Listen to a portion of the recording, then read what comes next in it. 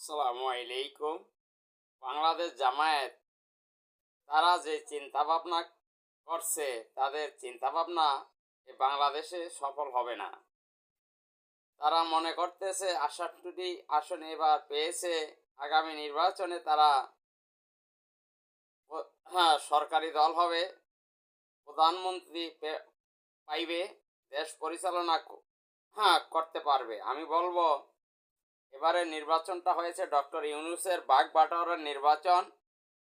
কারণ ইসলামী আন্দোলন বাংলাদেশ এই বাগবাটোয়ারাতে বিশ্বাসী না, এবং ইসলামী আন্দোলন বাংলাদেশ দেশি বিদেশি কোনো শক্তির সাথে তারা হাতাহাত করে জয়লাভ করতে চায় না।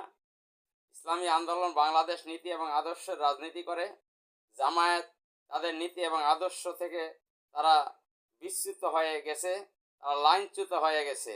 কারণ জামায়াত সারা জীবন তাদের স্লোগান ছিল আল্লাহর আইন চাই, সৎ লোকের শাসন চাই। তারা সেখানে এখন আর নেই, তারা সেকুলারপন্থী হয়ে গেছে। এখন জামায়াত মনে করতেছে ইসলামী আন্দোলনের কারণে তাদের অনেক ক্ষতি হয়েছে।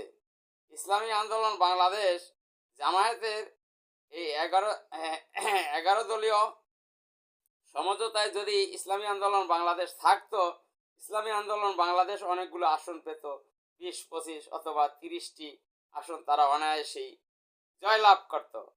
জামায়াতও যদি ইসলামী আন্দোলন বাংলাদেশকে তাদের সাথে রাখতে সক্ষম হতো, তাহলে জামায়াত ও আরও 50 থেকে 60টি আসনে তারা জয়লাভ করত। এই 2026 ত্রয়োদশ জাতীয় সংসদ নির্বাচনে ইসলামের একটা জয় জয়কার হয়ে যেত। আমার মনে হয় জামায়াত চিন্তা করেছিল যে তারা এককভাবেই সংখ্যাগরিষ্ঠতা পেয়ে ক্ষমতায় যেতে পারবে। জামায়াতের এই চিন্তা ভাবনাই জামায়াতকে ধ্বংস করে ফেলছে তাদের একঘেয়েমির কারণে।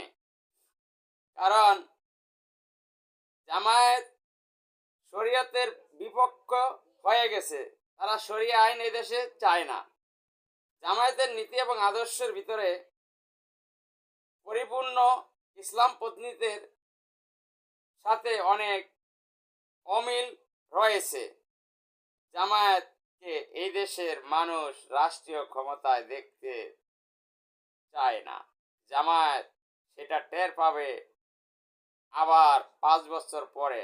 আমি যদি বেঁচে থাকি তাহলে আমার এই ভিডিওটি তো অনলাইনে থাকবে, আমি তখন আবার